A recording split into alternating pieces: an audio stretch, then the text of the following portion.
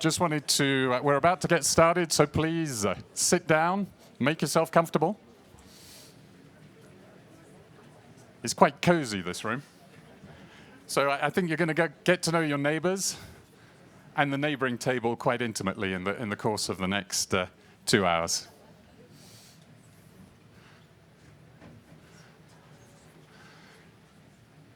Suddenly a hushed silence.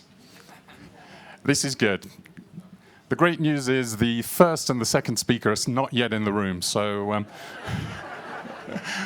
what I'm going to do is go through my one or 2 minute introduction. And if they're not in the room in 2 minutes, I'm going to start singing. So everybody pray that they arrive. Look, good afternoon. It really is a pleasure. Saving the best till last. It's great to have everybody here. It's a full house. This is great news for us. Welcome to the Swiss Board Agenda for 2030 event. Anybody at the first event that was back in May 2021? I was there, a few people. We had one last January, and so this is the third event. And it's a real treat for us. As you know, B-Lab, we're all about programs and driving change and building communities. And this event goes on top of what we do with B Corp certification. In Switzerland, we have the Swiss Triple Impact.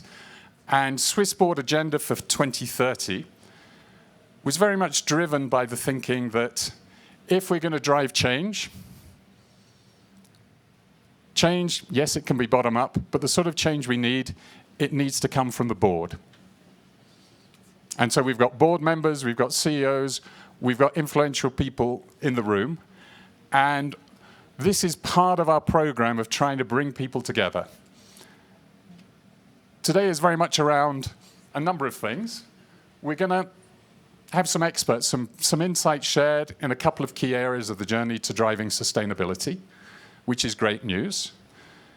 We then have a second session, which is going to be working at the table. Now, we got some feedback from the other sessions, which was, look, it's been great to meet in Davos, but it would have been even better if we could work and exchange at table. So hands up if you're ready to work at the table. Otherwise, feel free to leave now. We don't mind. But we want to try and create that atmosphere. Yes, it will be a bit noisy. Yes, it will be a bit chaotic. But what we know is by creating these links, meeting your neighbors, exchanging ideas, I think you'll go away with some actions that will help make a difference. And this is what this session is about. It's not just sit back and listen, but it's also get involved and take action. And we also have a final session about the pivotal role of finance and what happens when finance meets impact. We've had a great panel. We've actually honed it down, so the panel has shrunk. Clearly, it's increased in average quality as a result. Sadly, a couple of people weren't able to join at the very last minute for very understandable reasons. But what that means is, rather than being rushed, with the great panelists we have, we'll be able to get into a deeper discussion. So I think that will make it very beneficial for everybody. The good news, I'm not going to sing. I see 2 people at the back of the table, or back of the room, who are looking around. Yes, André and Jonathan, it is you. Jonathan and André are the co-initiators of Swiss Board Agenda for 2030. And what I'd like to do is ask each of them to just set the context of why they think it is important for boards to drive sustainability. We'll start with André, as he's making his way to the front. It's the cliched, André needs no introduction, so I won't do what most people then do, is introduce him for 10 minutes. I think all of us have been impressed by his energy and leadership in driving sustainability, but also nature into the boardroom. And he also does it in a very modest way. So it's my pleasure to ask André to share his thoughts on what you as board members should be doing to drive sustainability and nature in the boardrooms. Over to you, André. Thank you very much, Patrick. I stand here. Thank you very much. Yes, well, I'm going to try to avoid cliches, but maybe I'll tell you a story. When many years ago, I don't know how many people here today remember the ex-CEO of Nestlé. He was called Helmut Maucher. And Helmut Maucher wrote a book, which was extremely important when I was a student, called Marketing ist Chefsache. Marketing is the thing for the boss. Yeah. I was, at the time, a marketing manager in Nestlé in the UK, and it was a little bit of a shock. You know, we thought we were doing the job, but no, the chef is the one who knew. And whenever there was an opportunity, he would come around the thing and say, look, stop wasting too much time. We're doing that in Switzerland. You're the UK, you just execute, and that's it. So, the reason I'm telling you that story, A, it's because it's true, and B, because it does give gives the right emphasis on the importance of certain strategic decision for the corporation. Now, how do you change a corporation? You change it from the top. So activating boards and board members to understand that sustainability is not just about hugging the trees and making sure that you don't wash and saving the panda, but that sustainability is really the way for a company to think forward, to invent a model that will allow it to continue to exist in the future is, I think, a very important consideration. So boards have a role, and that role is not just to sit in the shadow of the CEO and cash in the dividends, but it's also crafting the future of the company. And because we nest this responsibility in the boards, well, by the way, it's also their legal responsibility, it is very important that they should start talking about sustainability, so about creativity, but long-term thinking. And hence, the idea of boardroom driving sustainability is, I think, a crucial one. And I'm very happy that with Jonathan and with Patrick, we're able to come and talk to you about this today. So welcome to all of you. Thank you for coming to Intent. I just come from the Congress Hall. It's empty, but thank you very much for coming here. And it's great to see you. Thank you.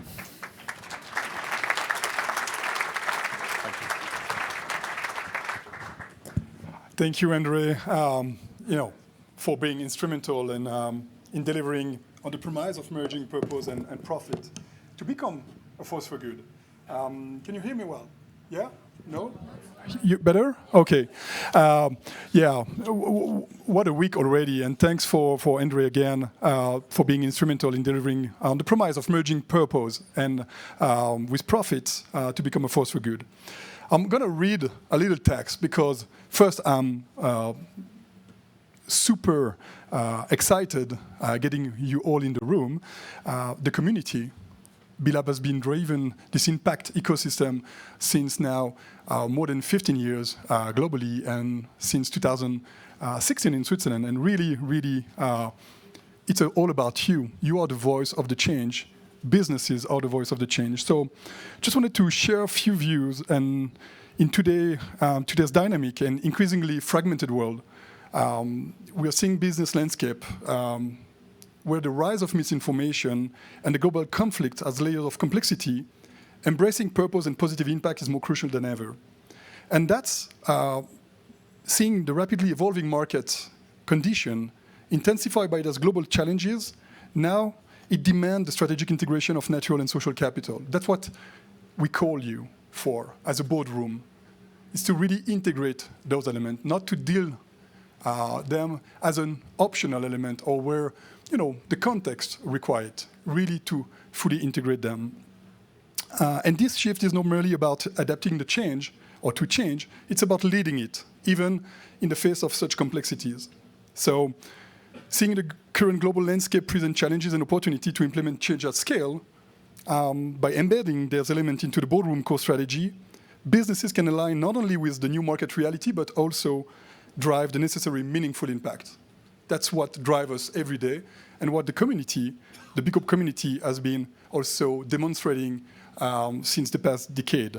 And important to remember, today, more than 600,000 individuals work for more than 8,500 certified B Corp who take the fiduciary duty, the legally binding element, to drive stakeholder capitalism, to take into account communities, and obviously the nature as a key concern. So globally, B-Lab has also spearheaded the adoption of over 50 corporate status. And this is really one of the key delivery, about our stakeholder governance approach. With 20,000 companies today that have legally binded commitment, like the Benefit Corporation. And in Switzerland, we are pleased now to count more than 700 companies that have signed off for a legal status that officially recognizes them as sustainable enterprise. Aside of the B Corp, we have a tremendous number of companies that have joined our program, like the Swiss Triple Impact, or the Swiss Board for Agenda 2030 Alliance. And all of this is mainly about education, sharing practices, but mostly ambition for collective action. And I'm thrilled to have several speakers and partners here in the room that will lead and drive those collective action. In the past 10 months, and I'm sorry because I forgot to show you a couple of the slides that were supposed to be screened. I just wanted to highlight a couple of elements around what happened in the past 10 months. Thanks to the Sustainable Enterprise Alliance and the collaborative efforts, uniting legal experts present in the room, policymakers present in the room, businesses and boardroom members present in the room, we are advancing similar legal framework to meet rapidly evolving market condition and market demand, and obviously the regulatory shift, but more importantly, ensure the right competitive positioning of Switzerland and the Swiss private sector, knowing our current relationship with our neighbor. So thanks to the joint effort of the various organizations, which many are convened here at the SDG 10 during the week, we are collectively reshaping the market infrastructure. And that's a goal really to ensure that it accounts for the positive impact required, either by the planet boundaries or the social justice. And together we are challenging the status quo by uniting different elements into this cohesive movement for change. I will just end with a simple words around the imperative that is clear today. We must transition from attributing success to the merchants of deliberately crafting our future. Such an approach lays the groundwork of an economy that is equitable, inclusive, and regenerative. And so I'm thrilled to have such dedicated leaders and partners today with us, united in transforming challenge into opportunities. So let's act. We are far beyond the promise. We are far beyond what we need to deliver. I guess the words of and the insight of Johan Rockström yesterday were, depress us a little bit, to be honest. So we need you at the boardroom to move forward. We need you to not just drive forward the change, but really invigorate the change that we need. So thank you very much. I look forward for the speaker and the insight. And then I hand over to you, Patrick.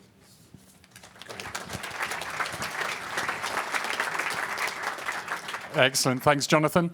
What I should have mentioned is we're going to try and keep tight on timing, because if we overrun into the apéro, the cocktail time. So let's work together on this one.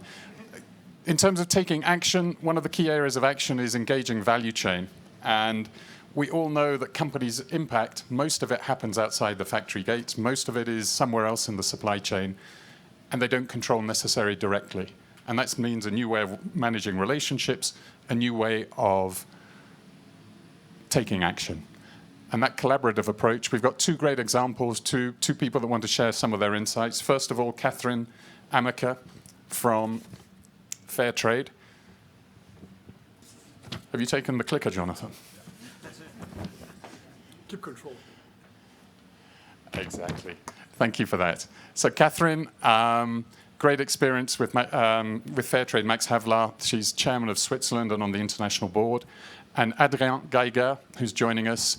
He is CEO of L'Occitane en Provence and also CSO of L'Occitane, which we were delighted to announce as a B Corp in the last quarter of last year.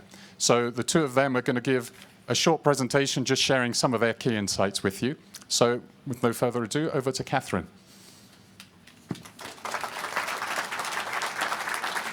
I won't walk off with that.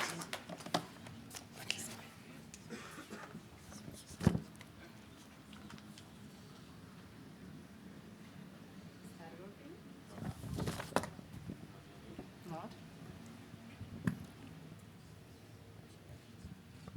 I try it this way. Thank you very much for the introduction, and good afternoon to everybody. Midterm has passed for the UN Agenda 2030 with mediocre results so far. Global supply chains play a key role to reach the SDGs on time. For you as board members and C-level executives, it's imperative to take a closer look at the global supply chain of your products and your services, and also of your sector as a whole. What means ask the right questions, enable actions with impact, and validate the results on a regular basis. I would like to introduce you Lucy. She is a smallholder cocoa farmer in West Africa, producing mainly for the European market. In the world of Lucy, the SDG number 1, no poverty, is at risk. These are results of a study from 2020 about the income of cocoa farmers at Ivory Coast. What you see here in a nutshell, only 15% of the farmers have a living income. 85% are below this level, and they live near or in poverty, what often goes along with child labor. Whenever you find data like this in your global supply chain, it's time to dig deeper. What means analyze the dilemmas and find better ways forward.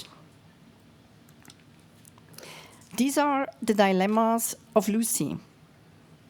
Increasing regulatory and customer requirements, a high inflationary pressure on agricultural inputs, and the challenge to adapt properly to climate change.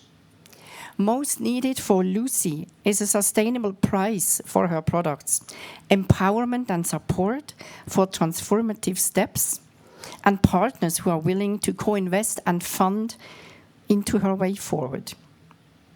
Lucy is a Fairtrade certified farmer and profits in 3 dimensions. First dimension, the Fairtrade label guarantees a minimum price for the producer, independent from the market price. This is an example about the impact of a guaranteed minimum price for coffee on smallholder stability. The black line shows the world market price since 1990. The red line shows the Fairtrade minimum price. For coffee, in 25 years out of these 33 years on the chart, the Fairtrade minimum price was applicable. We see similar pattern also for the cocoa sector over the last 5 years since we increased the minimum price in 2019. Second dimension, the Fairtrade label offers a premium payment to smallholder cooperatives, and they decide where to invest. This can be into education, microfinance, a climate mitigation action, a female leadership program, a new geolocalization technology, or a retirement plan, or, as during COVID pandemic, food for families. Today, the Fairtrade's premium worldwide reaches 200 million euro a year for investments into community and capacity building, navigated by local decision-making processes. The third dimension, the Fairtrade label supports initiatives when the minimum price is not sufficient for any reason for a living income. An example for such an initiative is the Sankofa project, covering 3,000 smallholder cocoa farmers in Ghana. Sankofa was initiated by a public-private partnership with actors like Coop Switzerland, the International Trade Center, and others. The ambition of the project is to invest into reforestation on the one hand, and into product diversification on the other hand. Sankofa started in 2018. After 4 years, an impact study showed an increase in income by 20 to 80%. Based on these results, a second investment round was approved. By the way, Lucy is one of these 3,000 farmers in the Sankofa project. Is Lucy relevant to reach the SDGs in the food sector? Yes, she is, because a third of the global food supply comes from smallholders like her. In our strategic language, she is system critical for business continuity. There are Lucys in nearly all business sectors. As boards and executives, it's our responsibility to face global supply chain dilemmas and contribute to better ways forward. The reason why is not only to save the planet or people. Fair business is turning more and more into competitive advantage, especially on the European market. I close with some thoughts about the commitment needed for a robust value chain strategy. Hire for attitude and not for skills. Ask questions and enable actions. Take responsibility from the first to the last mile. Move focus from efficiency to resilience. And act as human beings and global citizens. These thoughts have grown in my 30 years of experience in big corporates. It's all about an equal balance of financial and non-financial goals anchored in the corporate statutes and from there being implemented by good leadership. Or in other words, it's all about moving from a shareholder to a stakeholder-driven approach in the way we are doing business in the future. Thank you very much. Thank you. Thank you, Catherine. Wonderful words, and I think some great commitments that think about signing up to all of those. With no further ado, Adrien, over to you. Thank you. The clicker, is this the clicker? Whoa. Hello everyone, I'm super excited and happy to be with you. Thank you Jonathan and B-Lab to inviting me. So, I'm here to talk about the value chain, I suppose. Well, at L'Occitane, we have two customers. We have people and nature. And our goal as an enterprise is quite simple, and it's to create more value for our customers with less resources. And this is how we can really reconcile positive impacts and economical performance, which is exactly what the B Corp movement is about. So we are B Corp now. Thank you for your help. So nature is not just a consideration. It is a major stakeholder. And to create value for nature, of course, we have to engage with our value chain. So to start with, of course, the first step is to understand the value chain and to assess the impact we have through all the steps of our value chain. So it starts with the traceability of our raw ingredient for us. In 2019, we could only trace 15% of our raw material. This year, we will be able to trace almost 90%, 90 of our raw material. And through that, we've learned a lot, actually. Because then, since we are able to trace everything and measure the impacts of all our raw material and all our processes through all the value chain, we understand that actually our impact goes goes beyond what we're doing in our factory. To give you an example, well, as a cosmetic company, we are heavy in the use of water. We use a lot of water for our product, for our factory, for our reactor. And you know, we are in Provence, our factory in Provence, which is a dry place and which will, in the coming years, have more and more drought. So we did a lot of work to save water and to reduce the consumption of water. But then we realized, actually, in our factory, we only use 1% of the water that we use for the whole value chain. 91% of the water consumption we have to create our products come upstream. So yes, of course, it's cool to create value by reducing the water consumption in your factory, but it's just not enough. If you really want to create value for nature, if you want to really have an impact, there's no other way than to engage with your value chain. In the same way, 54% of our greenhouse gas come from the upstream value chain. So there's so much we need to do. So then when you have understand the value chain, when you have assessed the impact all the way, then of course you have to transform the way you're working with your stakeholders, with your suppliers. And this depends on the size. It depends also on the place they are in the value chain. To give you an example, with small direct suppliers, like farmers, we're working direct with. We are helping them, we are supporting them to transform the way they do agriculture, to go into the regenerative agriculture practices. We also have with them, with actually our verbena supplier, Monsieur Marie, we have created a coalition in south of France so he can show to his peers what the practices he has created to become regenerative. Because we know that in regenerative agriculture, changes will come from the farmers. They won't come from us.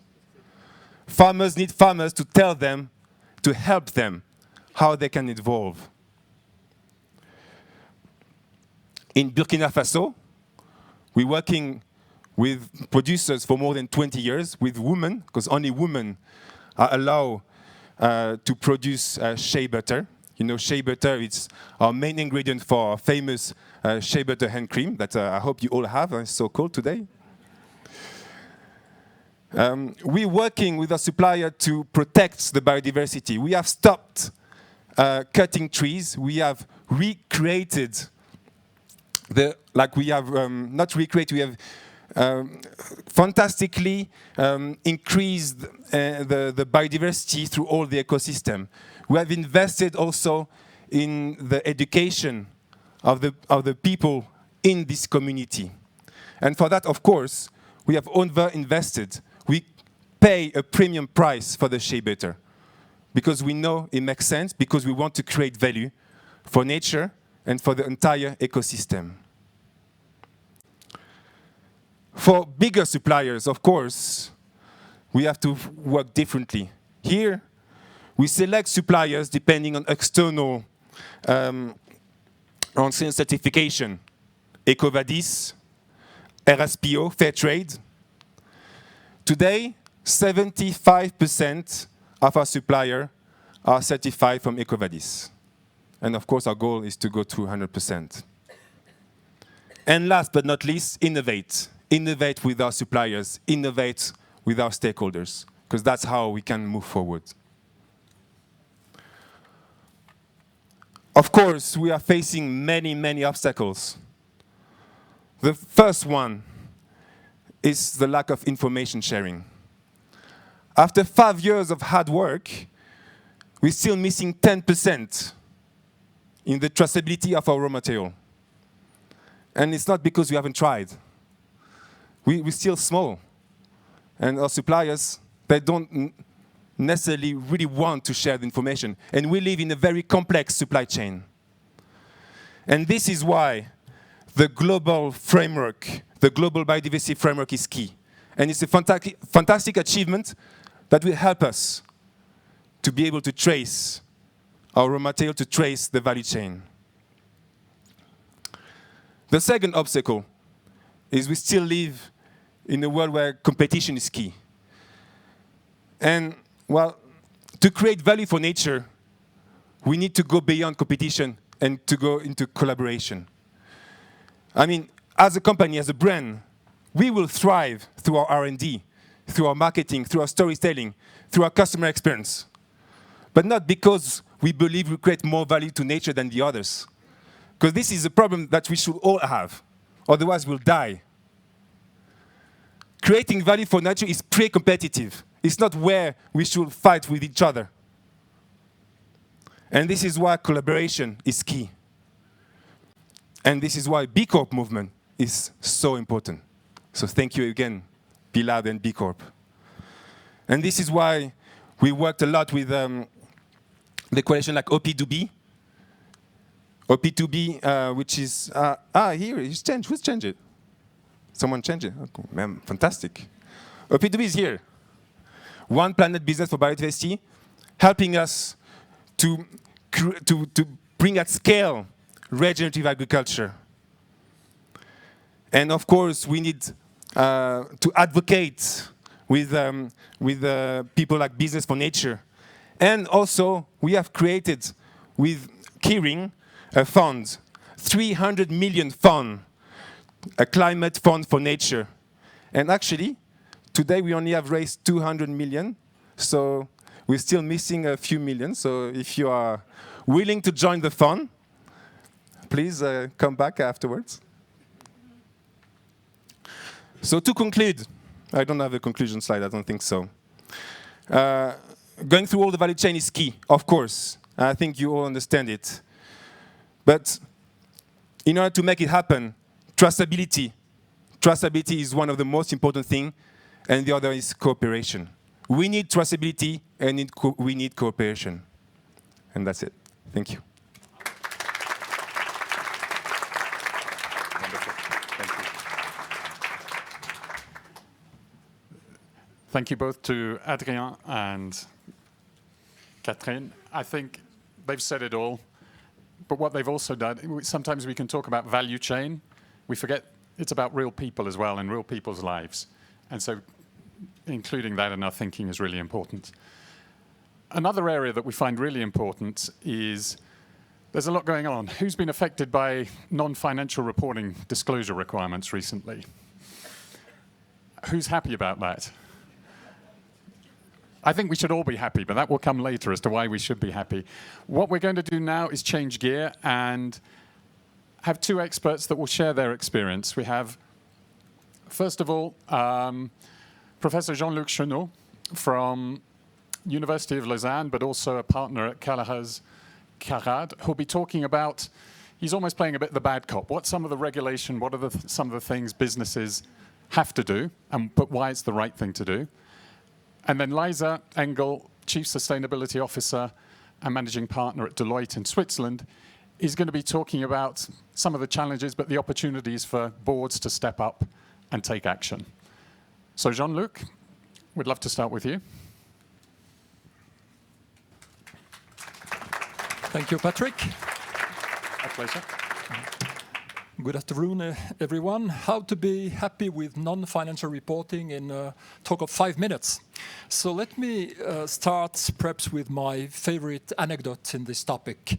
A few weeks ago, a CEO of industrial SME, typical 100 people, called me, wanted to share a code of conduct which was part of a contract, a distribution contract with a UK-listed company. And this code provided for compliance with 14 ESG principles, requested full access to the production facilities and access to all pertinent documents. Obviously, my client was not in a position to comply with those requirements, nor was it inclined to accept those requirements. And I think that such an example, with many others, show that there is a strategic necessity today to encompass ESG considerations, whatever the size of the company is, so not only the larger ones. And what is, in this respect, the impact of the regulation, the current and the future regulation? Historically, ESG standards evolved on a voluntary basis in the realm of soft law, and the whole idea was to meet the growing expectation of stakeholders for higher transparency, higher accountability, so to redirect capital towards sustainable activities. There is a proliferation of frameworks today, and this proliferation does not provide enough comparability to provide a benchmark, and moreover, they lack teeth. And that's the reason why there is a shift today to a mandatory, binding, and more sharpened regulation, especially in the AU with the CSRD, CSDD, the Green Directive as well, Green Claim Directive, and this regulation tends to standardize and to reinforce disclosure requirements by way of third-party assurance, by way of penalty provisions. They tend to combat greenwashing, and they empower also shareholders so they are in a position to make companies accountable towards them. And these evolution, which go beyond EU borders, creates a rise of compliance risks and as such a rise of litigation risks. Since 2015, climate-related litigations has doubled, mostly in the US, but not only in the US, also in Europe. And today, board members are faced to this mounting pressure of stakeholders to have another interpretation of the fiduciary duties of the board. The question being who has the company to be run for? So again, this backdrop, what are the takeaways which can be drawn in order to face such challenges? And I myself asked that question as chairman of a company which is for the first time faced to such a non-financial reporting. And I think that there are three possible takeaways. The first one is to really focus on purpose. Focus on purpose meaning that you align this purpose with strategy, with the support of materiality assessments, because you have to make a trade-off among the interests of different stakeholders. That's the first one. And the first one is really tone from the top, which was reminded by André Hoffmann formerly. The second one is to take on responsibility and accountability by being proactive, being part of the game from scratch, and not at the end of the process by simply rubber stamping a non-financial report, but to set out a proper organization, to allocate responsibility, to allocate resources, new resources, reporting lines, and to monitor a process, especially the most important one, which is to collect reliable and effective data. And the third, but not least one, is to bring in new skills, which are skills necessary to understand these sustainable issues. And here, we show very recently in a survey from the Thomson Reuters Institute that it's very customary for a board to enlist consultants which are tasked with jobs like supervision, audit, verification, outsourcing finally of this process. And this is presumably unavoidable because the matter is really at the crossroad of regulation, digital, and data governance. But nevertheless, this shouldn't deplete the budget as such, which is necessary for the transformation, and this should not deprive the company to bring in specific skills. So what is my conclusion? My conclusion is that non-financial reporting is not only a risk management exercise, it's not only a bureaucratic and tick-the-box process which you have to outsource as much as possible. It's also the right opportunity for the board to deliver a holistic strategy, an overall strategy, and to build also a reputation by showcasing publicly the good use of resources. So how concretely to do? I think it's time to leave the floor to Liza to elaborate on that.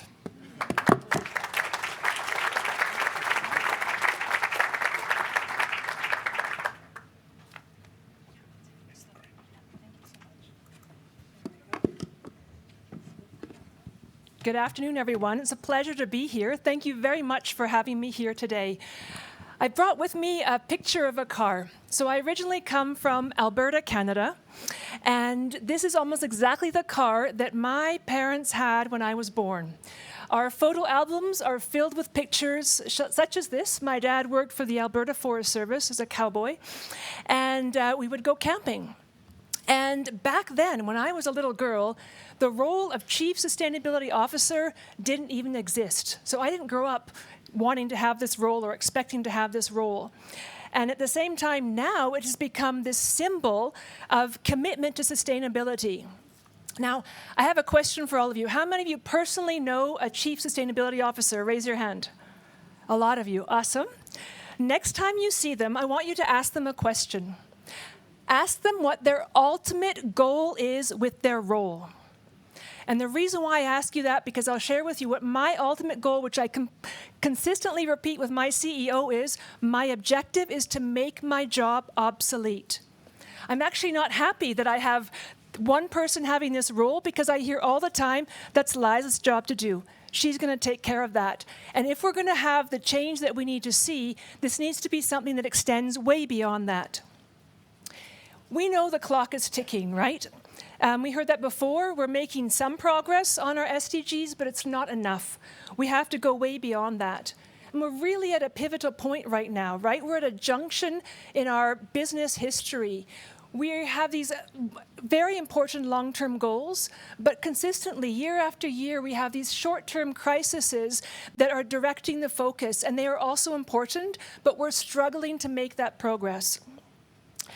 Your role, as we heard today, is so crucial. Now, I assume you made the right decision by being here in this tent today, and some of the people that might need to hear what we have to say today are not here today. But we also heard the title of today's session is an amazing one. We want to focus on cultivating harmony in a fragmented world. We no longer need to be for or against something. In the train on the way here today, I saw some graffiti, go vegan, and then somebody else sprayed over top the opposite. And that's not helpful. So today, my objective in the next few minutes is maybe to give you some language that will help you to speak with other people about where are the growth and innovation opportunities, because there is a common language and there is a common goal. All right. I'm also concerned. So I'm an optimist, but I'm also concerned. I hear all the time as a Chief Sustainability Officer, it's okay, Liza, we have a policy. Yeah, the policy you put in place 3 years ago, and it doesn't even near get towards where we need to go. So one of my greatest challenges is getting companies who have done a bit of sustainability to get them further. So I spend a lot of my time with my teams on really trying to think about how can we scale the change that we need to see at the speed that we need it. So I think whenever I have a big challenge, this is what consultants do, so I'm going to give you some free advice here. We break big problems down into manageable parts. How often have you hired a consultant and you end up with this roadmap of some sort, and it's broken down, and there's like 60 slides in there? So we're going to break this challenge down into manageable parts.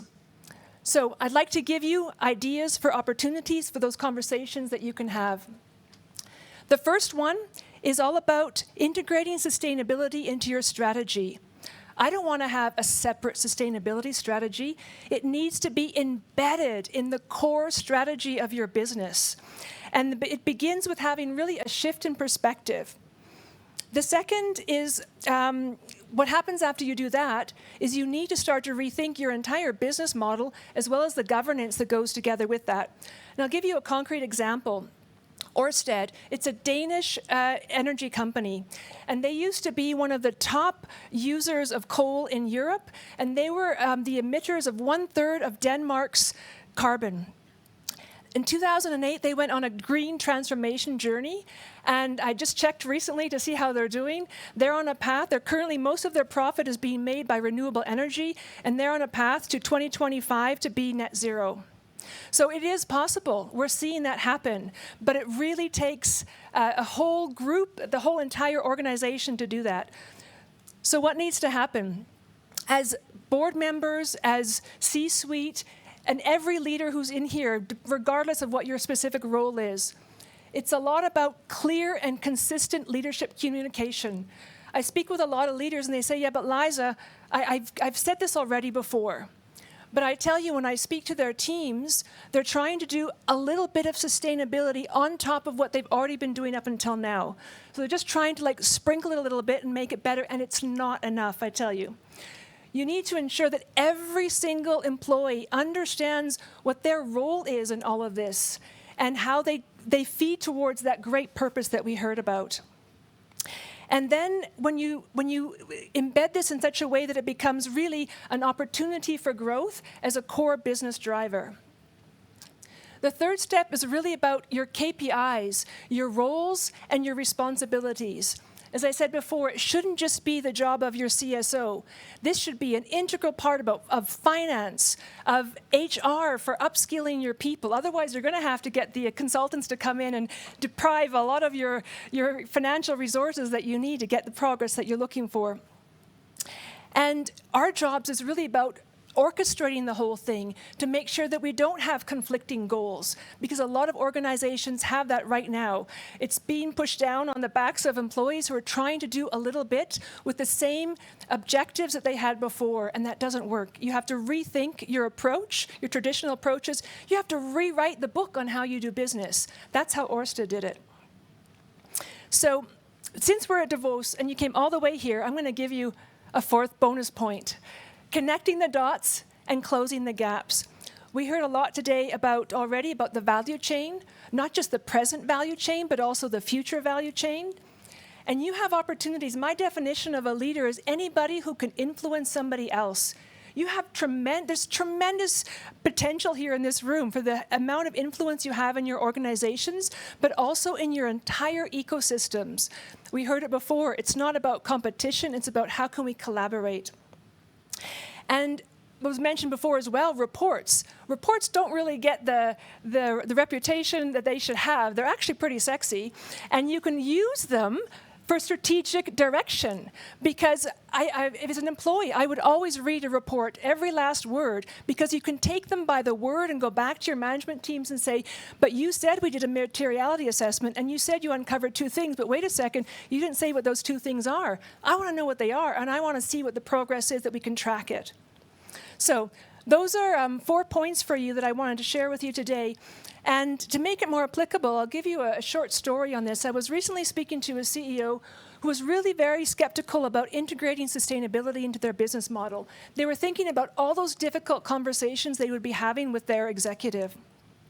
And when we were going through the assessment phase, we uncovered the common denominator was really growth and innovation. That's what everybody wants. Who does not want growth or innovation? And I shared a story with them about an example. It's already 10 years old, but it comes from France. Intermarché, they did a campaign called Inglorious Fruits and Vegetables. And at the time, it was all about making grade B produce, fruits and vegetables, more attractive. Now think about in today's market, where we have rising inflation, people's pockets are more stressed than they were before. Isn't that a tremendous campaign that's very relevant to the needs of people, creating a new market where that bumpy carrot is actually really cool as well as being a cool bumpy carrot? So you see here in this example that I was trying to show that sustainability is not just a responsibility, it is also a business opportunity. And the market is there and ready to take it. We see that in all of our data about what consumers are willing to pay for what kinds of products. So that was a moment for this CEO who really had a revelation. Those are the aha moments that I think probably you have had in your past. I know I have. And the last thing that I use, and I'm sharing all of my golden sentences here, is really, it's going to be a risk whether you do something or you don't. If I were you, I would definitely go for the opportunity in it. So one of the things that, we're all coming to Davos here today, either today, maybe tomorrow, you're going to be heading back home. And everybody's going to ask you, so what did you hear in Davos? I think we need to completely change that sentence. I think the sentence should be, what are you going to do after Davos?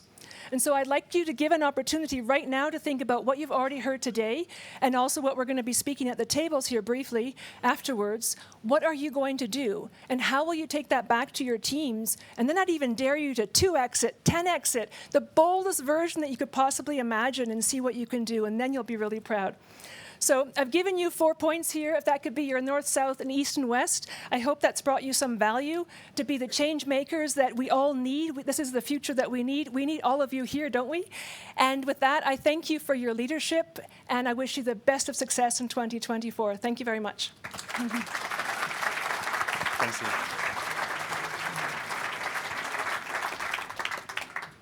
Lisa, wonderful. It's all about action. Totally agree. And what we wanted to do is broaden the discussion. And standing where I am, it's actually quite daunting. When you look at how many people in the room, how many great ideas I'm sure are in everybody's heads. And we needed to find a way to orchestrate the process of facilitating table exchanges. And in order to do that, there was only one person we felt was up to the job. Knut's been catching my eye and going, time's tight, but look, it really is an opportunity that Knut, who has been super supportive to the Swiss Board Agenda 2030, we've run 4 masterclasses. Who's been to a masterclass in this room? So we've got a lot of attendees. And plenty more. You know, Knut has been instrumental, so we're super grateful. He drives sustainability, a professor at IMD. He also knows Davos well, having been Dean of the Global Leadership Institute at the WEF. And so over to you, Knut, and we look forward to all your contributions. Thank you. Thank you very much. Thank you, Patrick. And listen, when I'm here looking at this room, we are so many, and it's great. And I was reflecting back on my first ever presentation about sustainability for boards. I think it's about 15 years ago. Big conference, not as big as the WEF, but big conference. And I had a breakout, but the room was big as this. And I came in, and there was 3 people in the back and 1 person in the front. And I was a bit like, oh, whoa, disappointed, super prepared, etc. So I remember I said to the man in the front, I said, listen, we might as well get going, right? And then he said, just go for it. I'm not here for the session. I'm here to clean up the room after. So the world has changed. The world has changed. We are here now. In part, we're here because of the B labs of the world, right? The movement of sustainability. And we all have a voice now. And my job is simple in a way. It's try to get all our voices heard. So we're going to do 2 things. We're going to discuss at the tables. And then I'm going to walk around and see if I can get the maximum 4 sentences out of some of the tables. I don't think we can do all, but we can do as many as we can afterwards, okay? And the room is filled with tables. I have leadership, governance, business opportunities, etc. You'll see. At the table, I want you to brainstorm solutions. And you will. There's a facilitator. That person is going to put the ideas together. Once we've had the discussion, I'll listen, and we'll listen to the input, and we'll collect all of it. So we'll put it together, share it with all of you afterwards as well. And here's the lineup, and it's awesome. So we have 5 topics, 15 different questions. First one, value chain and partnerships. And in the spirit of Davos, I'll do first names, but I'll ask you to stand up, okay? Valentina, Dieter, Nicolas. You are down there, that's right, all 3 of you. Okay, so they will lead the discussions as it relates to value chains and partnerships. Employee engagement, we have 2, Christoph and Laura. Can you stand up as well? Yay, good to see you. And they will focus on how we engage people, which is the big one for all organizations, I would say. Leadership and values, 3 groups. We have Karin, we have Caitlin, and then we have Linda as well. Can you stand up too? You are here, right? Okay, super. So we will hear from you on leadership. Governance and board strategies, that's kind of where we come from. Thank you. Then we have Sophie, Michelle, and Julia. So you will lead the discussions and synthesize for us afterwards as well. Finally, we have 4 groups now, 4 groups on sustainability and business opportunities. That says something about the topic now, right? So we have Olivier, good to see you, Vincent, Isabelle, and Aurélien. So all of you, you're all here. Okay, so we're set. We're set for the discussions. 15 minutes. Please engage. Short 5. At IMD, we always say maximum 4 sentence. 4-sentence rule, right? So we can listen to each other and share. And then I'll walk around, 1 ID per table afterwards, okay? Go for it. I wish you great discussions.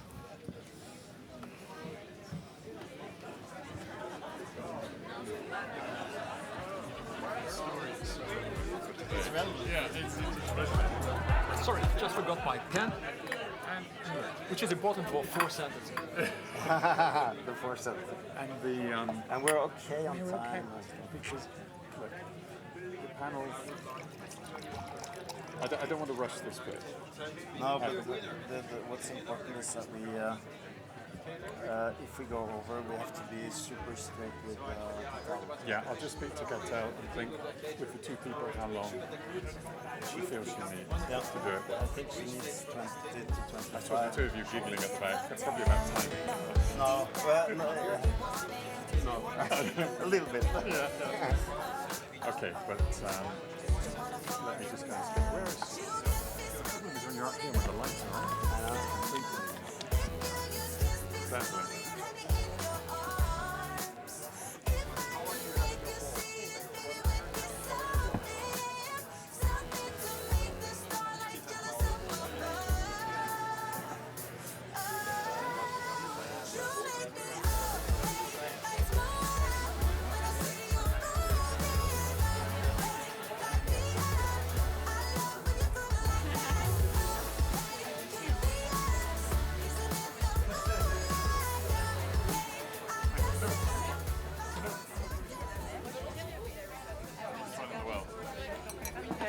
Yeah.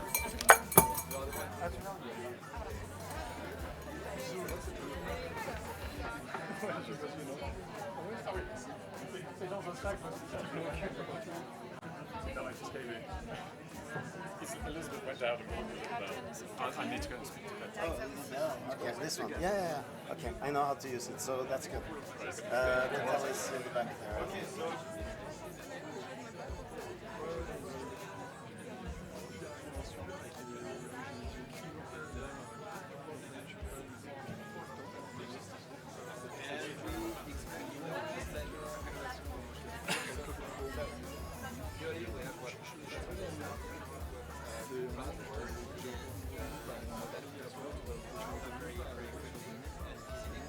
And I understand that our job is to answer these very simple questions.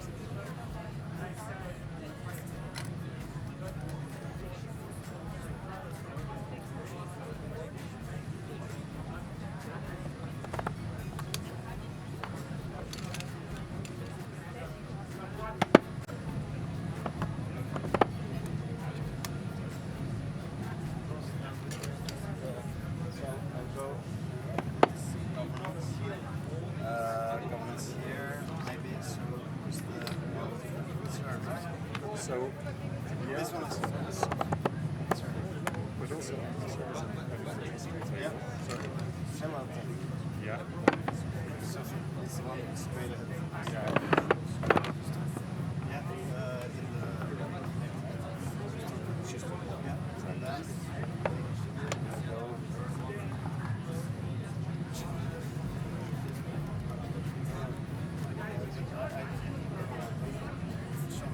No, but sorry, I need to know. That's what First take away. So, okay.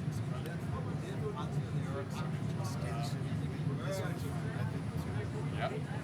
So One is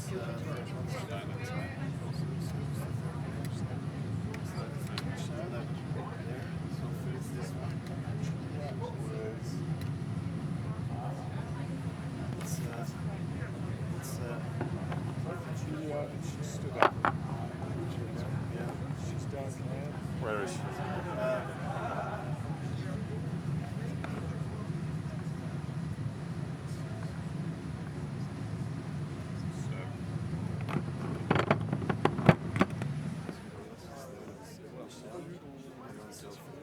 Yeah. and then.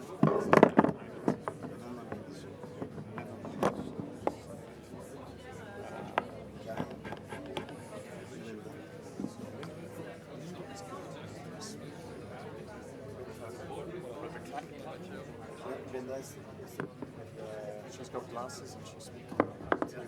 Yeah. With her hands up. Yeah. And Karen is. Yeah, she's there with the glasses. That's The Karen. closest. In the closest table, you can't quite see her. She's just to her left. She's got glasses. She's doing her. Yeah, exactly. That's Karen. Yep. So it's Michelle first, Julia.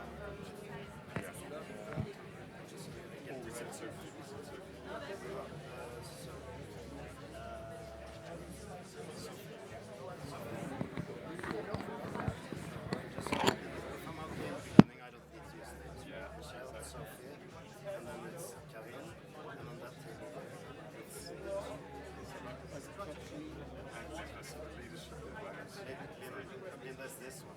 Yeah. There. And this one is. That's No, that's Kathleen. On that table. no, Kathleen. Kathleen. Yeah. Kathleen. Sorry. So it's Kahin is the first one. Yeah. And then Kathleen is there, and Brenda is there.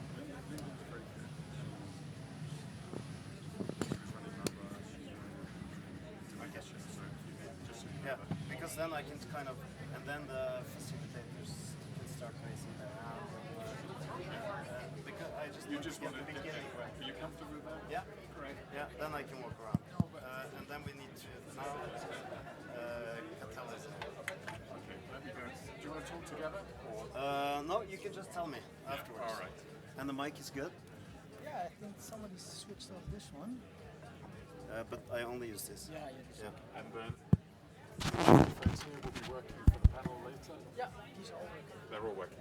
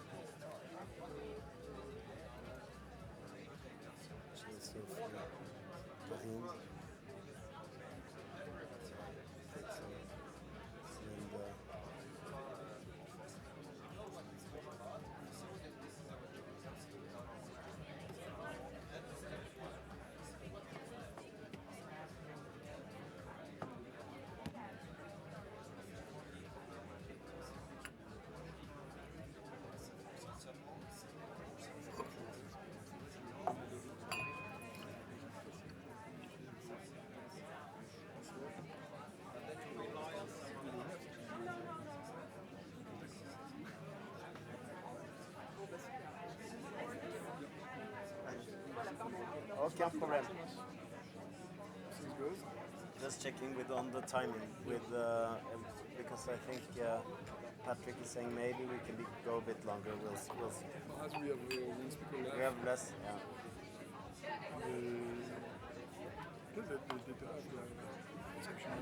Yeah, this is good. Huh? You feel the room. It's.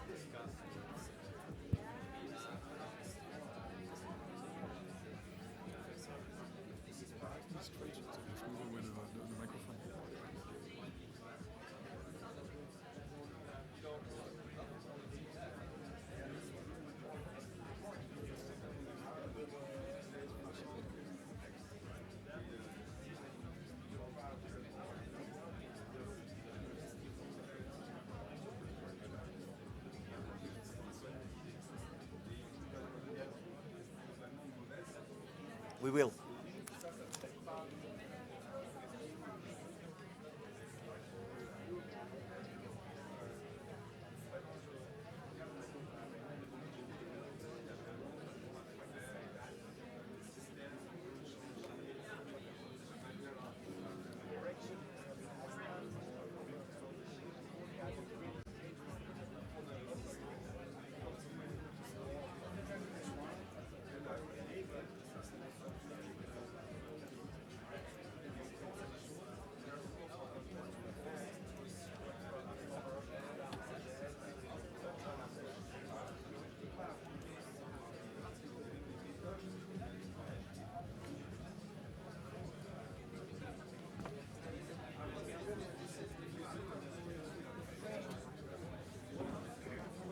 All well?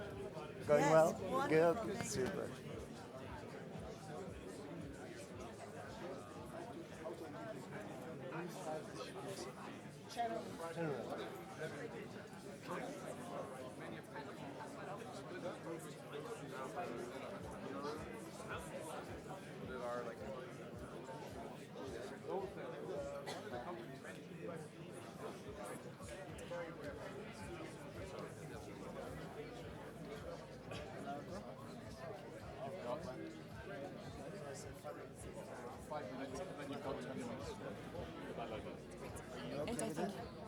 Yeah, that's right.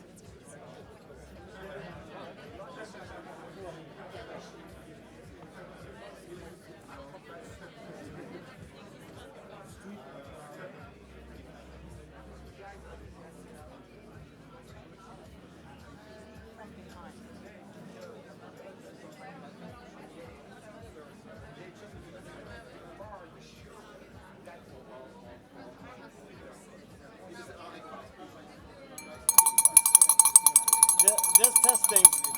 To say 5 minutes left, okay? 5 minutes. We have time.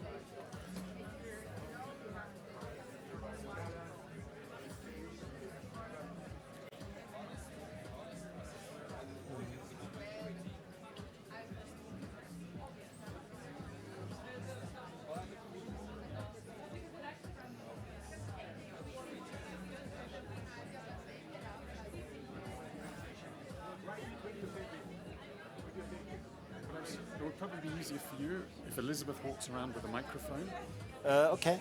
for the. So we start with Michelle and then we go.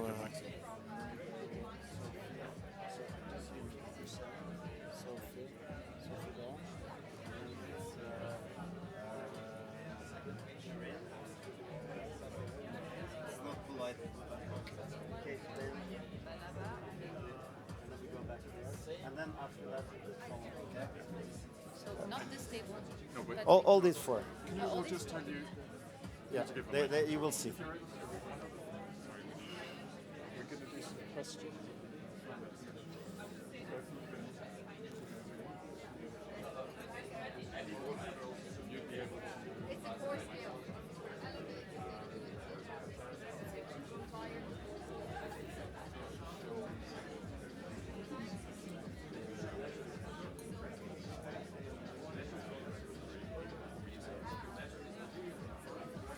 Okay.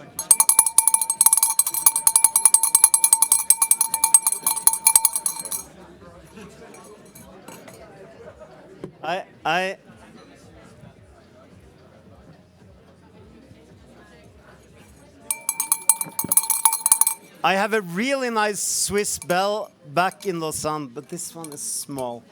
Anyway, now we go from table wisdom to collective wisdom, okay? And the facilitators are going to help us because they're going to help us get to the essence. And Michelle, can I ask you, you'll now be the role model, right? You're the first one out. If you go short, everybody's going to go short. If you go long, we're just going to get to around table 5 or something. So share with us. We're now in the governance part. Governance.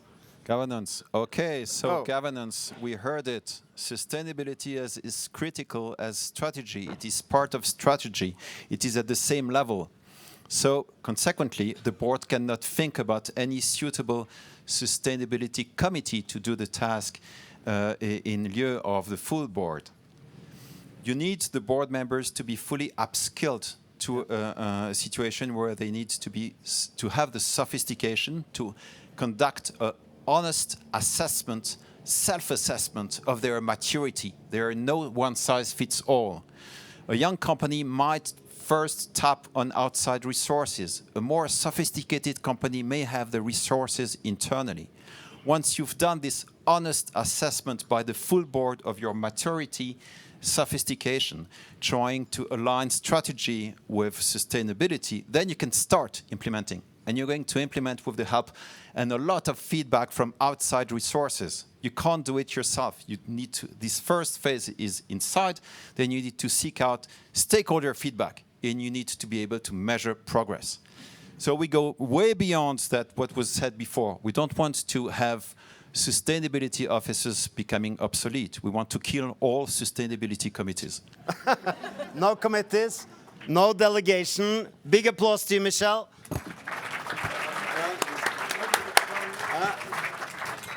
I must say, it wasn't 4 sentences, but it was very, very well done. So let's now go to table 2, governance. We continue with you, Sophie, okay? Give us the 4 sentences, please. Oui, alors là, c'est nickel. Okay, thank you. A question that has not been challenged yet by the table is incentive less bureaucratic than sanctions? So it's a discussion we would like to have, but we haven't time still now. So we talk about bureaucracy, huh? Yes. Yeah. Mm-hmm. And another point is, okay, in the plastic sector, there is no that much regulation here in Switzerland, like in other sector actually, because we are a liberal country. And the question is, if we have a voluntary status for sustainable enterprise, is it going to give a signal? Is it going to be really a decision by the enterprise, and we will show as enterprise if we want this transition or not, and if there is no commitment for a voluntary framework, is it possible to have an obligatory one then? That's a political discussion. We haven't begun yet. And another point is that in France and Italy, if we take example by the table, that this status and sustainable enterprise has actually given a change. So it means that it works and that it can work. I will stop here. I'm not sure that it's a prioritization of our discussion, but it was not that much time for that. Thank you very much. A little applause, an applause. I hear you. You're asking what's going to accelerate, right? Is it the voluntary? Do we need the regulations? What's actually going to drive action? Thank you. So now we move a little bit from governance into leadership. So, Karin, maybe we can come to you and get your perspective. I think we're good on time, but short is good. Yes, okay? yes. I'm trying to be short. Yeah. Although I have written more points, but I will pick some out. Actually, we were talking about leadership and found out that it's not so much different than what we needed before. Before we had to integrate sustainability in our leadership, but nevertheless, I give you some understanding what we think that leadership has to be. Leadership comes from the bottom. You have to be trusted, and we said you need educated conviction about sustainability to be a sustainable leader. you have to have a conviction. Conviction is essential, and you need positive narratives. And finally, I think I will tell you the last point. We need sustainable literacy at the board, not only financial literacy. Absolutely. Thank you.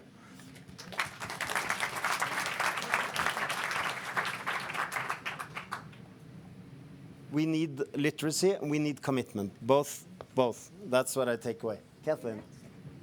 Great. We wanted to point out that our table that had a women's question only had women sit at the table, and we had one poor man who didn't have a seat, so he had to sit with us. So that's sort of what we wanted to deal with. Two things. One is promotability. We often ask women, our question was about that women are more naturally interested at all levels in sustainability. They volunteer for these projects. We think that should be banned. These things should be promotion-oriented. It should be incentivized. And we should make everybody participate in that way, so it's not all about volunteer extra homework. And then also visibility, shared voice, speaking engagements, more C-suite, but C-suite with P&L opportunities and not just human resources, and that would make a very big difference. Thank you. Okay, super. Thank you very much. We need the women, but we need everyone, right? We need everyone, and absolutely. You agree with me? I do. You need women with influence. Women with influence, absolutely. We need women with influence. Let's go to this table. So, yeah, okay. Linda.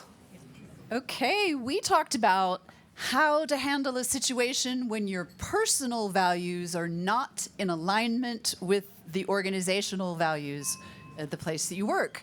And we felt, I'll just pick one key idea here, we really felt that the problem often lied in the fact that organizations will sometimes put out a statement of values without any explanation of what that means or any thought given to how that plays out on a day-to-day operational level. Ideally, values in an organization are going to help you make decisions and guide what you do. And when you say, our value is integrity, respect, okay, you can interpret that any way you want. You have to play that out into what it actually means. That allows people to do the proper due diligence before accepting a job, and it allows you to hire in the right people. And we had a conversation about how attitude and alignment with culture and values is probably twice as important as performance criteria when hiring people in. Thank you very much. Values. So now we're moving into the room, and we can go this way, but I think we're going to go that way, okay? So my map tells me that we go into kind of value chain, partnerships, etc. So maybe we go to that first table there. So we discuss how can we move the supply chain from transactional to partners, to real partner for us. So first of all, we thought about, first of all, we need to know our suppliers, because we have somebody sitting at our table in a large board with thousands of suppliers, scope 3 come into play. So we need really to understand what our suppliers do, that work on transparency, try to be proactive. We also had another example at the table where we co-create with our suppliers. We're trying to find innovative ideas, and that is also critical. And last but not least, we also had at our table a CEO of a company, a startup, really changing the whole background and everything about circular economy. So they're really working on all their suppliers, and they created a new business opportunity on circular footwear, and they also won a prize the second time they are at Davos. So it's a great example to conclude our discussions. Thank you very much. And I like the kind of link leadership partnership, because well, at least personally, I always say to our MBA students that maybe 30 years ago you could just be an organizational leader, but if you want to succeed today, you need to be that and the systems leader. You need to be able to drive collaboration effects through supply chains, etc. So thank you. Let's go all the way down to the corner, okay? We don't see you so well, but we will hear you very well.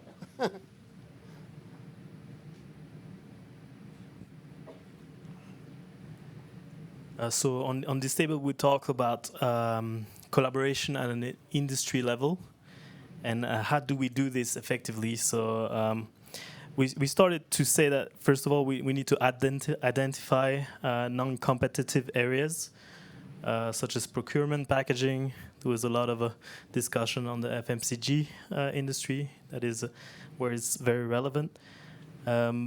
We can work with common suppliers to decarbonate together. There was something very interesting that is pointing to a good thing, is that when a group of companies or competitors are willing to engage with unusual / external stakeholder, this is a good thing. And then also we need commitment, willingness from market leaders, and to approach an initiative also with co-creation instead of leading, going back to the leadership, and really focusing on co-creation, having a seat at the table as everyone has. Quick question to you. Is industry collaboration going to be more important? I am obligated to say yes after that. I think it is. Sure. I think it will have to be. Sure. Thank you very much. Thank you. So, just to try to cover all the kind of topic areas, I think we have two groups in the middle on employee engagement. So maybe we go to the one. Yeah. Okay. Super. Volunteers are good. Thank you.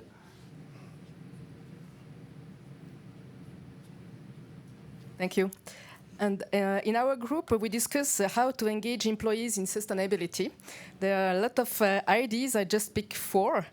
The first one is to emphasize on young people, next generation, and also to create networks across organizations in a bigger ecosystem.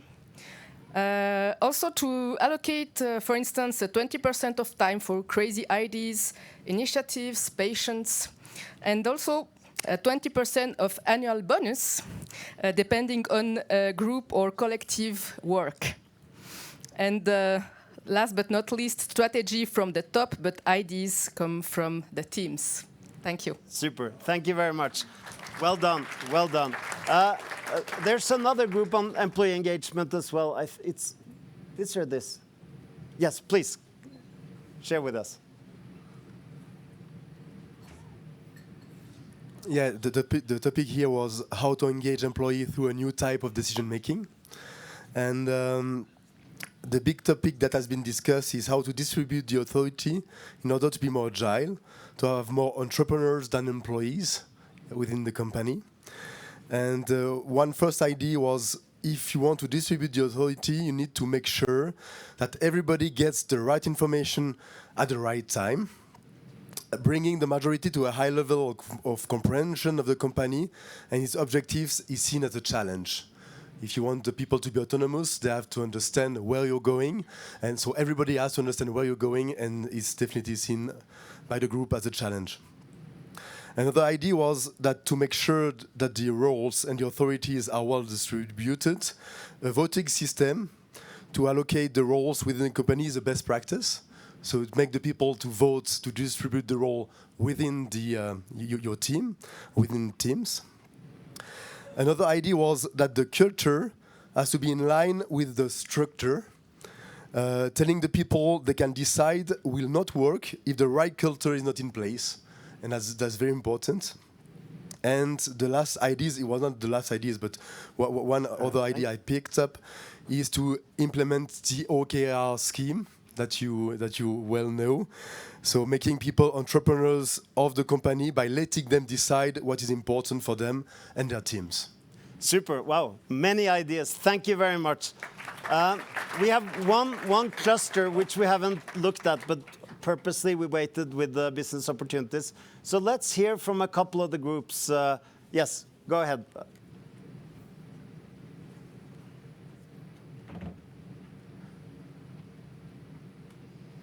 Yeah, we had the great pleasure to discuss about how to develop new sustainable revenue opportunities, and lots of obviously great ideas. But I would say we would concentrate only on 2 lines, as we very much time constrained. The board needs to choose a pool of disruptive, innovative solutions and not a unique one. Adapt, engage, really prove what you're doing, and engage your responsibility in what you're doing, and infuse it and educate. So that is open your mind. Thank you. Thank you very much. Open your mind, open the opportunities. How about this group? Can we hear from you? Thank you from the table. Yeah, super. Oh, sorry. I say thank you for the table. Very interesting. Very good work. So we needed to answer to how can firms meet shareholders' requirements and deliver a sustainable strategy. In fact, it's kind of take a strategy and sequence approach. That's most important. Vision must be implemented within a clearly defined and committed engagement. That's very important. The business case should not be based on the short term, but on the long-term approach. The leadership is a top-down approach. That's a little bit different what we have heard before, but it's very important that the board engage the company on that. Boards need to be risk-focused, sure. And it's very important to have full transparency and no retention in the dialogue. It's very important to have also a story for the next generation to be understood. That's very important. And finally, firms are able to leverage value for a sustainable development. Super. Thank you very much. Thank you. Now I'm gonna. I know that there are a couple of groups that haven't spoken, and we don't have much time. Who feels that I want to share? Who's gonna regret not sharing that hasn't spoken yet? Okay, go for it. You get the last word. Okay. Microphone is coming.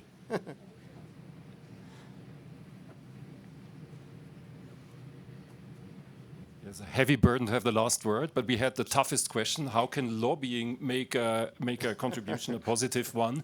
And we had the best comment here on our canvas that we duly filled in. It says, "Help me!" exclamation mark. So we started kind of a self-help group around the table, and basically ended up with like 4 C's. So how can lobbying make an active, positive contribution to sustainability? And I think we had like one theme was about collective action. We cannot do this by ourselves. We need to find collective action initiatives to push the ball forward on those issues. It's not just the national level, that's the second C. It's also at the city level where there's a lot of action at the local level, a lot of policies being determined. And this is what we also should focus on. It is about incentivizing something that is akin to fair competition. So one point to make is like we need to do this collectively and we need to push at the policy level because it's about establishing fair competition and not just having some free riders like falling behind and dragging the whole boat down again. So it's about that, and it's about collecting the data and being consistent with aligning the corporate political footprint with the sustainability operational footprint. We need to collect the data. We're already collecting a lot of data, so we can also collect data on the political footprint, and it needs to be consistent and aligned with the values, the purpose, and the operational sustainability. Thank you very much. Thank you. Last look around the room. Nobody will fall asleep thinking, oh, I had something to say. We're good. I'm going to end it here, but I'm going to end it not by summarizing. No need for you summarized. I'm just going to say one thing, which is we will drive change. But the only way for us to drive change, I think you illustrate in all the inputs, is to inspire change. On this one, we need to inspire, whether it's engaging people, whether it's us as leaders, whether it's inspiring the collaboration, looking for opportunities, etc. But I will say, last word, I'm inspired. And I think this was fabulous. Please, we will collect all the inputs. We'll send it back to you. Thank you so much, all of you. Thank you.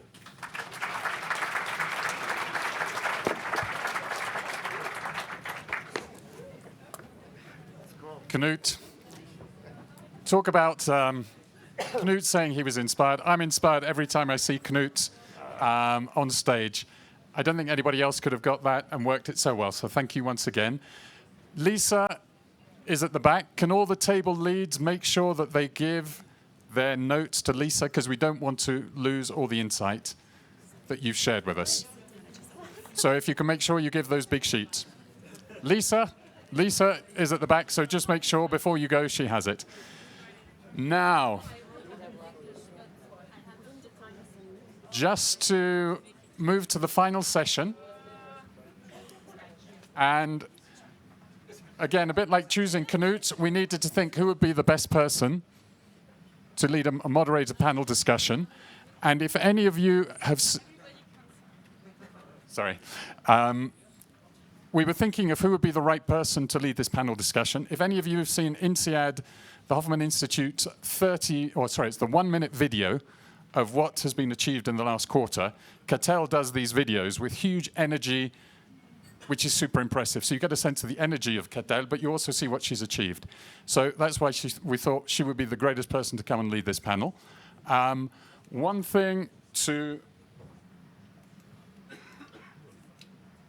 just clarify. Sorry, the clicker's upside down, so it's always better to go this way. Thank you to all the table leads. You did a great job. And I'll let Catel do the introductions. What I will do is present some excuses on behalf of Daniela Stoffel. So the State Secretary has been very active in Davos over the last few days.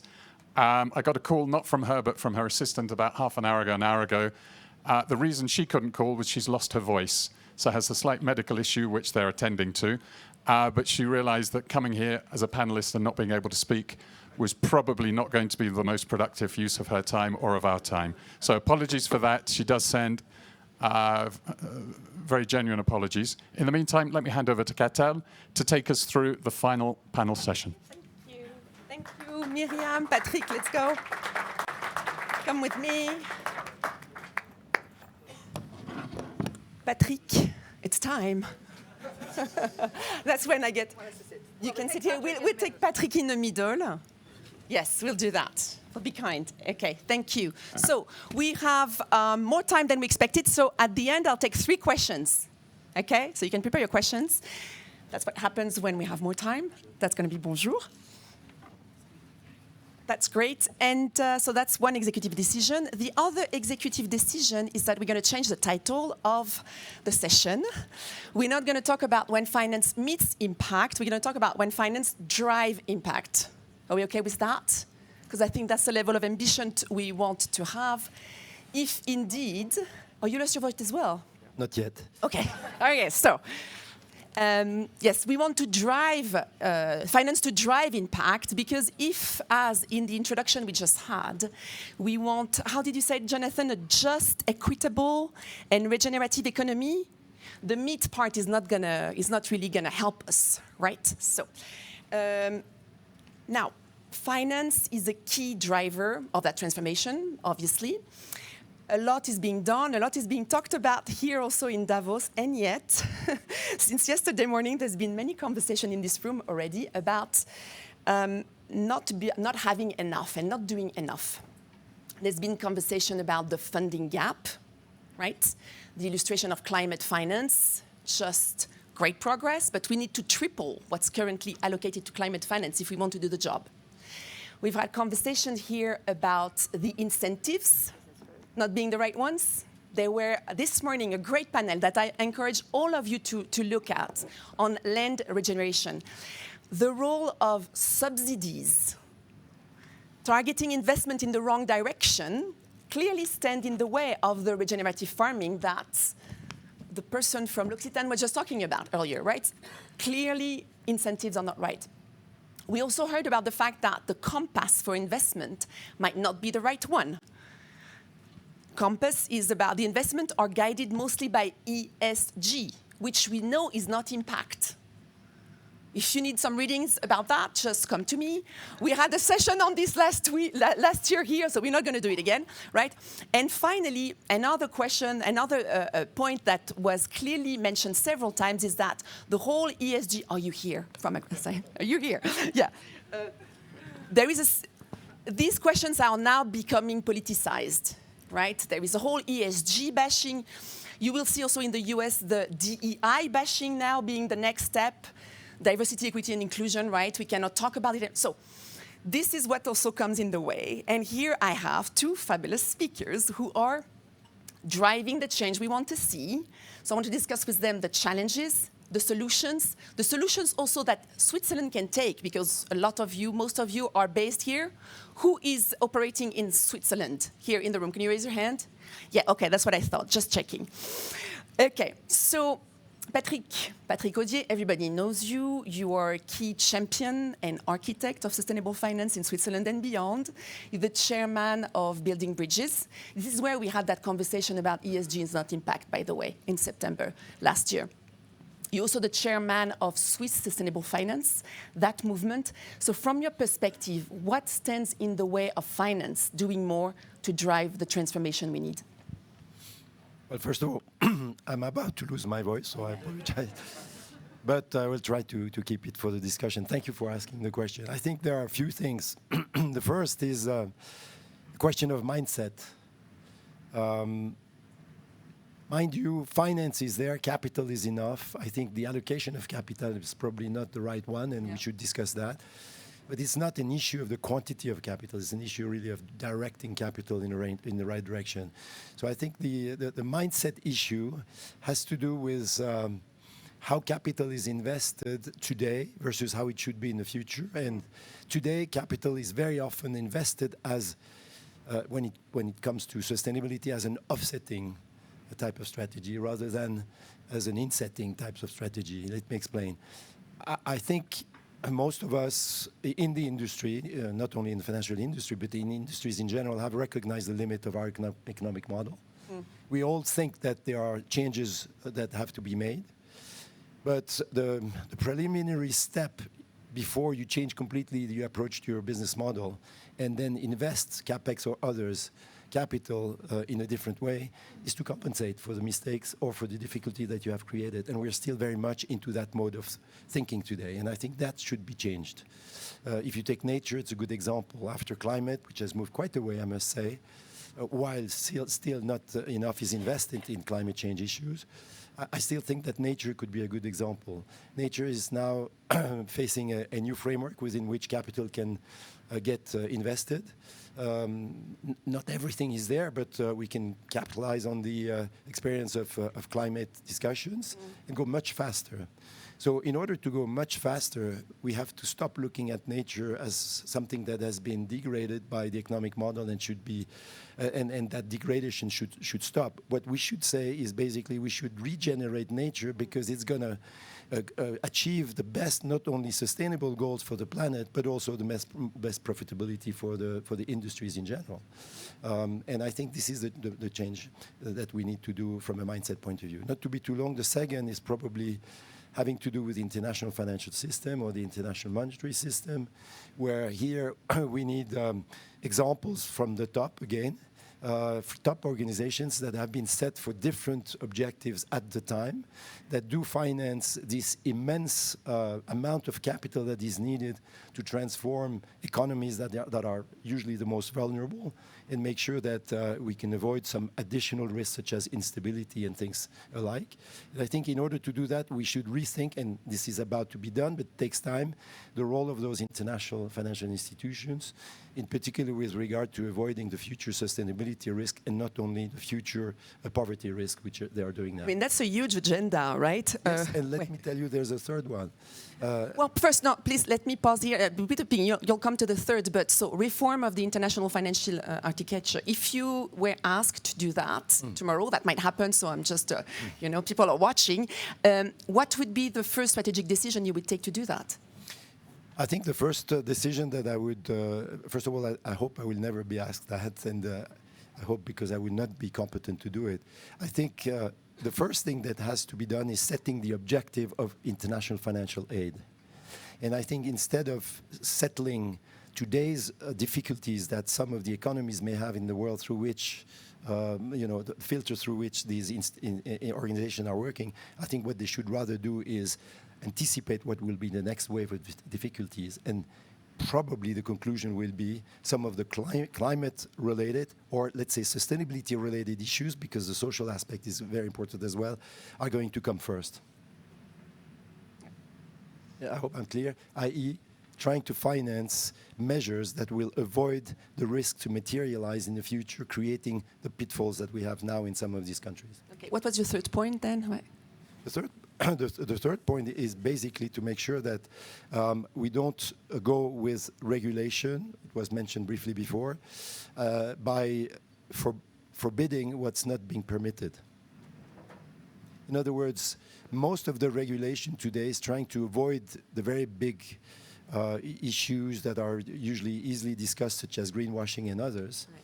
Whereas I think the biggest danger to sustainable finance, i.e. to sustainable allocation of capital today, is hushing, and is sustainability hushing. And you do it and you don't talk about it, right? I see you do it, you don't talk about it, and the reason why you don't talk about it is because you don't want to be at the center of the polemic with regard to regulation, and to make sure that you're not being criticized because you're trying and you're not there yet. Yeah, okay. But one point so I understand the need, clearly the need to change mindset, from cleaning up the mess, basically, to investing in regeneration. Clear.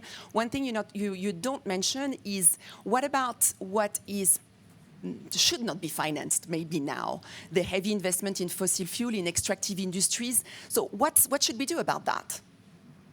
Well, first of all, I think the countries, as you saw at the outcome of the COP, even the countries that were the less suspected to take decisions with regard to massive allocation of funds in different directions have started showing signs of serious allocation. Started showing signs. Yes, yeah. They have a commitment. Of course, it's 27 years away, but they have a commitment, and it comes from those countries that are today depending on those energies. And I think it's very important because, as you know, those countries may also be the ones that will be the ones at the origin of the transformation of the energy system. Yeah. So it means that if they commit, it means that they have changed mindset, or at least they're starting to change mindset. And that's one industry out of 180 in the world. So I think this is why I think mindset change is so important. So this shift. Again, in the conversation this morning, we had a fellow here sitting, coming from India, and showing how the huge investment, of course, as we know, on green revolution for agriculture in India was managed by the government. So based on government funding. And he was saying, if we want to move to regenerative, we need to open that up and create investment opportunity. So make the system of finance more open to trigger more flows coming for regenerative agriculture, for instance. So that's another positive example, I think, in terms of changing of mindset that he shared with us this morning. Miriam Bisang, thanks for being with us. You are the CEO, same thing, everybody knows you. You're the CEO of BlackRock here in Switzerland. Something that people might not know is that you're an INSEAD alumna, and I need to say that because my boss is in the room. So it's important that it's said. Now, what I wanted to ask you as a first question in terms of what stands in the way for more progress is this issue of ushing and backlashing, right? The whole politicization of the agenda, and BlackRock had been in the heart of it, making headline news in December for one lawsuit from the state of Tennessee, I think it was, suing the company, saying that it was accused of ESG malfeasance, right? So, I mean, that's pretty strong. Is the politicization of the agenda what stands in the way of more progress? No, I think, and again, thank you for the opportunity to speak here and the invitation. I think the politicization of the ESG agenda creates a lot of noise and gets a lot of attention. I would say disproportionately a lot of attention, similar to all the, say, Vogue issues. And, you know, when I think of what we're doing at BlackRock, yes, this is noise, it disturbs us. These lawsuits are very tiresome and keeps us busy. But I think we share those issues and challenges with many global actors for which sustainability is an important topic. So while in the US, we face this backlash to our ESG approach and strategies because, and mainly from, say, the red states, southern states in the US, because they find us too aggressive in our sustainability strategy. But then in Europe, it's actually quite the opposite. Here, we face a lot of pressure because stakeholders find BlackRock, with the capital it manages for its clients, is not progressive enough in its approach to voting on ESG issues. So, we have to deal with these issues as a global company, but really just keep our path. And perhaps what's important to say, and we discussed this in our little prep session, as an investor, as an asset manager, you always are bound to your fiduciary duty. And while we speak of the flows of capital, we always have to think of where that capital comes from. And usually, as an asset manager, you manage capital of pension funds, eventually end clients, private clients. So this capital belongs to some people who entrust it to you as an asset manager, and you're bound to meet those clients' investment objectives by your fiduciary duty. So that's kind of the swim lane in which we swim as an asset manager. Yet, having said that, I think if we manage to create investment projects that actually meet the goals of all these end investors and create an attractive financial return as well as a social return, if that's wanted, then a lot of capital will flow into these projects. And we've seen, you mentioned the COP, Patrick, and here we'd just like to mention a big pool of capital that's just been established by the United Arab Emirates for climate finance. It's 30 billion or 50 billion, like a huge amount of capital that will now, over the years, be deployed in green infrastructure projects in the global south. So that's big, that's important money. And BlackRock, frankly, was chosen to manage some of that capital, but always with a fiduciary duty. Right.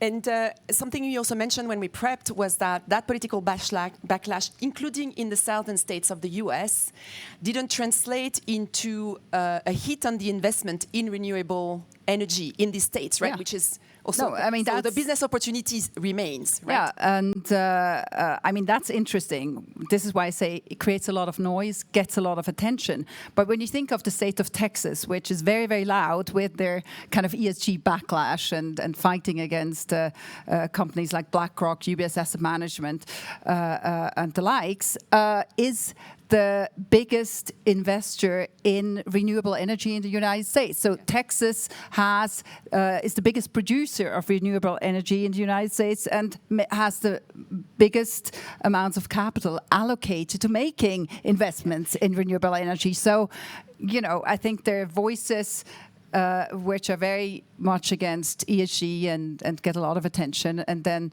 at the same time, the same say people or responsible people, they actually know it's the right way to go. And of course, I don't want to spend the whole conversation on that, but I mean, as there is so much headline news, I thought it was important to mention that here. Now, I have to ask a question that also came up here yesterday, and that's been bothering me. And then we'll move to something else. We've had here in a panel yesterday, Severin Schwan, from Roche. So a company where a family business, where the family has invested early on the long term to push for sustainability. What he said yesterday is that in his 15 years tenured as the CEO of the company, for all the quarterly financial reporting that he was discussing with his investors, with no voting rights, right, in the structure, he had never had one single question on sustainability.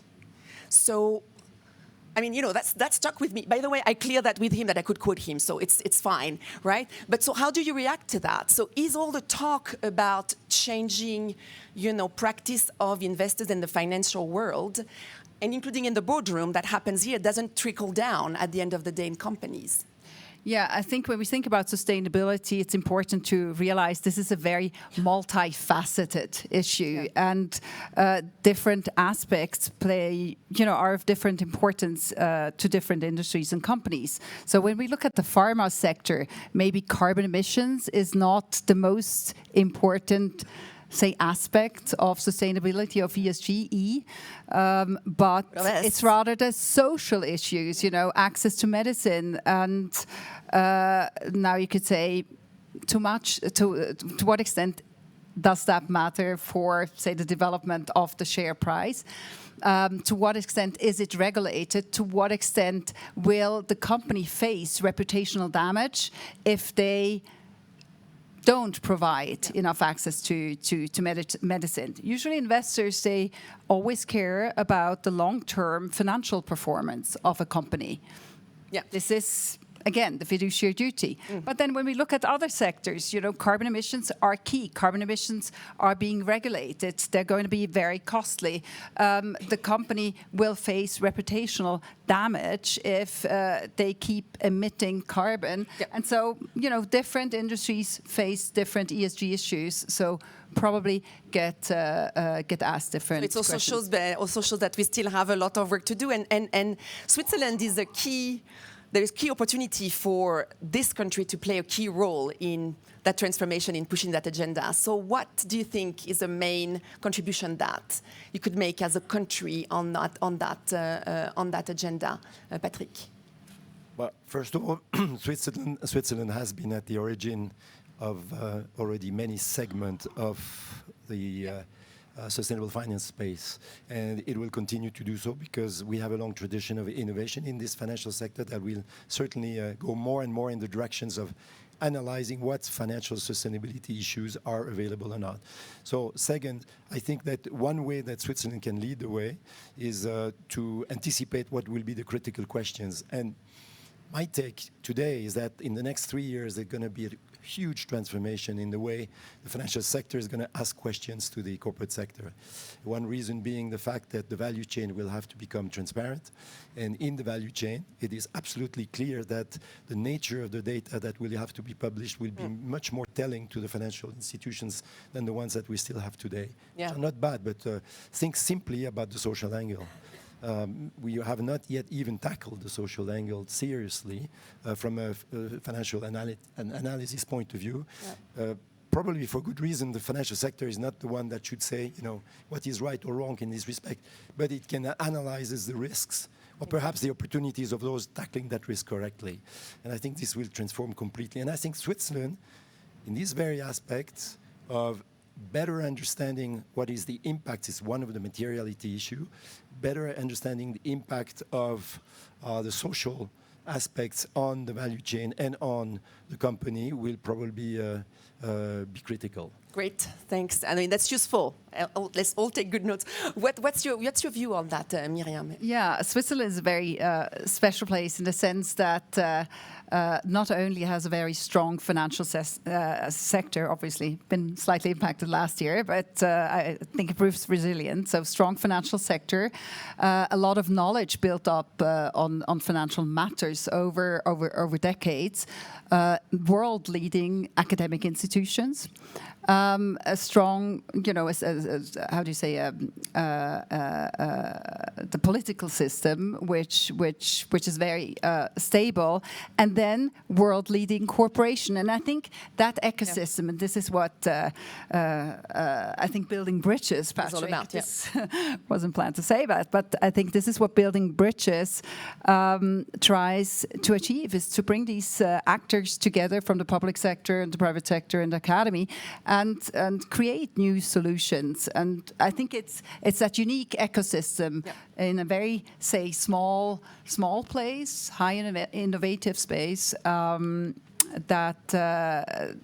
could really be a leader at the forefront of sustainability. And I would say not could be, is a leader and very well respected and recognized. Yeah, and in driving that system change that you were talking about. Okay, 3 questions. Raise your hand. I'm going to take one in the front. You were first. Sorry, you lost the battle. And one and nothing in the back. So it's going to be for you, and I'm going to take only 2. Yes. Okay. So hello. I heard you both talk about the US, Europe, Switzerland being a leader. I wonder at what scale we should think to reform the system, the financial system. Is it at a bioregional size? Is it citywide, as we heard before? You get my question. What's the scale? How do we start in Switzerland, sir? Okay, let me do that too. Hi, yes, what I would like to point out, Switzerland has the opportunity to where finance meets impact by responding to the Federal Council's position on greenwashing in the financial sector, to actually redefining fiduciary duty to include ESG risks, and also redefining sustainable investments to actually move towards impact. Thank you. You're probably going to agree with the last one, but still, I'll let you respond to them as you wish, if that's okay. Do you mind repeating the last question? I didn't fully understand. There is a law, right? A Swiss law. You said ESG risk to be included in fiduciary duty. I got that. Well, basically, where we can assume leadership by actually responding to the position of the Federal Council to either create self-regulation or support the regulation that moves into that direction. That was a question for our missing speaker, but still, you can try. I will take that. Yeah, go ahead. Shall I start by that yes. bit? Yeah. All right. A regulation is never as good as the goal is precise. So first we have to define the goal. And the difficulty that we have now with the proposal, i.e. the direction of a proposal of regulation on a greenwashing, on the greenwashing issues in Switzerland is precisely fighting against that difficulty, i.e. defining exactly what it is that is the goal. Because if it is just not to lie to your customers, you have many other aspects of the laws or the arsenal of legislative measures in Switzerland that we allow that under control of Professor Chenot, of course.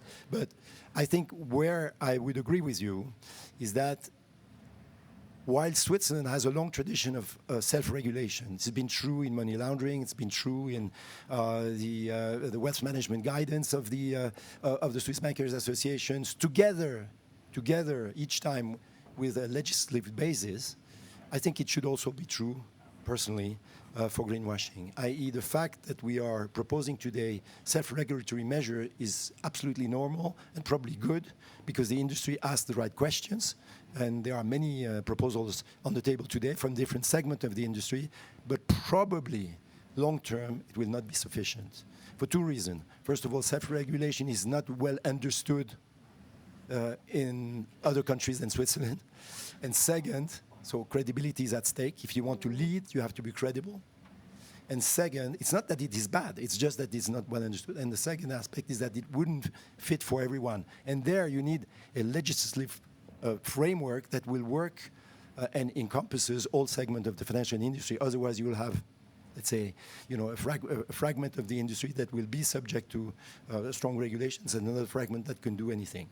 And I think this will not work to the advantage of Switzerland. So that's it for that second question. Myriam, you want to answer the first one on which locus should we be focusing on, city or not? I mean, is there a particular strategic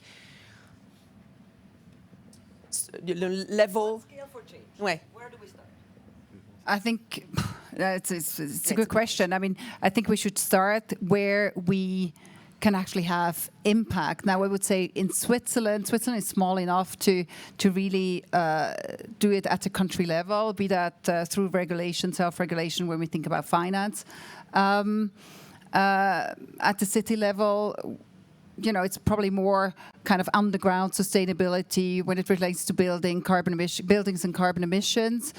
I think each one of us, can have a contribution and impact the things they have a say in, right? And it's probably different. I think that's an important point. I think all levels, right? I mean, I was about exactly to say that. I think if investment and lending actually starts to change because of the clarity of the information that are provided on the double materiality, i.e. the impact of the environment on the company, vice versa, I think there will be a huge reallocation of capital that will be very much faster than if we just decided to change gradually the international financial system. It doesn't mean that the other should not have also its set of changes. But I think, again, this mindset on one hand, and the fact that you have the right information to reallocate correctly and professionally, which would mean that you exercise your diligence obligations correctly, I think this will be the fastest. And it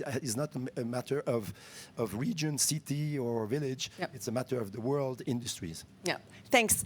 All the red lights are blinking, and yet I'm going to abuse this. One final call to action for all the board members in the room, because they listen to you. I know we're abusing your voice, and I apologize for that. From the two of you, Miriam, you want to start so that you can rest a little bit? Yeah, I think it's paramount that you get literate on sustainability if you're not yet. In our table discussion, we were a bit brutal. I was a bit brutal. I said, you know, if you're not sustainably literate, I don't think you should be on a board today. It's like if you can't read a financial report, you shouldn't be on a board. Thank you so much. Clear and on the to-do list. Patrick? I was going the same direction. You have to educate yourselves about the impact of sustainability on your company and your impact on the sustainability issues before you want to be a leader. But you have to do this in all humility. So my wish would be that all boards do benefit from a sort of a guidance with respect to the major questions to be asked when you're a board member in this respect. Okay, thank you very much.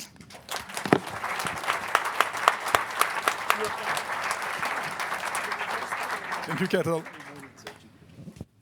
Thank you, Ketel. Thank you, Miriam, Patrick.